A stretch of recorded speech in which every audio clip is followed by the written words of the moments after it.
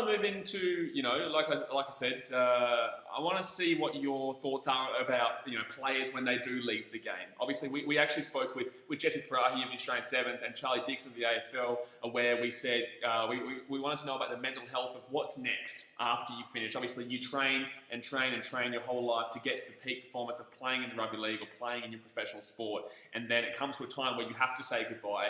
You said there was that 3-month period afterwards where you had to kind of readjust into the system.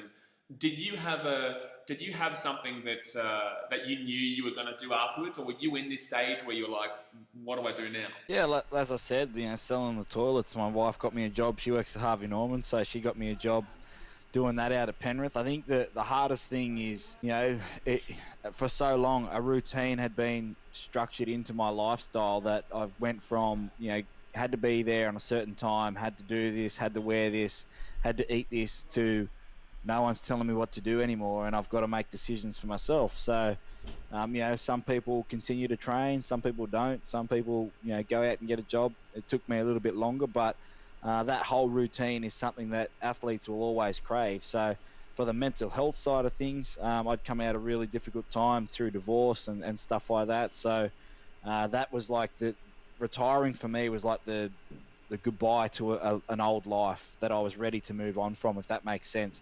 I'm more happier now in retirement and with my family, with my wife and daughter, that I ever was playing league. And that people can't comprehend that. They're like, you're playing in front of thousands of people, you're getting hundreds of thousands of dollars, all that kind of stuff. And yes, it was great. There was pressures, there was ups, there was downs, there was things I regret, there was all that kind of stuff that went into that part of life. But nothing translates to being able to look over at your wife and your daughter and enjoy that time and go to work and be happy all the time what you're doing, regardless of what's going on in the outside world. And unfortunately, during my career, sometimes wasn't able to separate that, what was going on in life versus what was going on in the field. And if you mix those two together, it makes it hard in retirement. So retirement for me has been a steady incline, I'd like to think, in boosting my profile, being able to do lots of things within the media and still working hard as well. So it is a hard adjustment, especially mentally, because you go from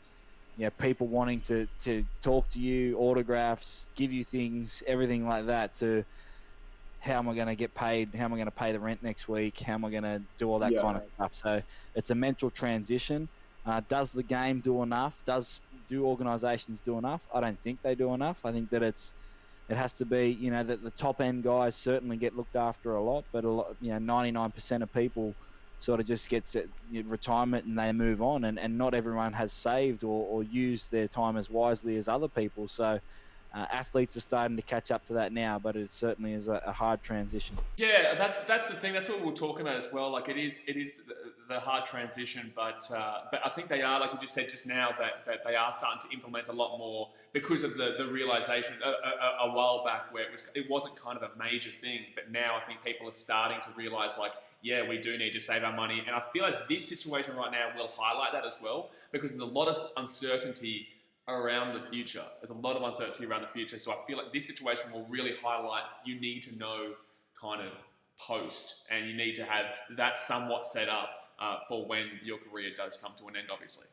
Yeah, you're 100% right. I think the young kids that are getting well paid at the moment, this is going to be a wake-up call if they weren't already starting to plan for the future, that they do need to, because it could all be gone tomorrow. And you say that as a person to yourself, like, oh, what if this all ended tomorrow? Would you be all right? And you're like, yeah, I'd be all right. And then it actually happens, and you're like, oh shit, maybe I'm not as prepared as what I needed to be. So luckily for myself, I was able to get out of the game with a little bit, and work on what's next with my wife now.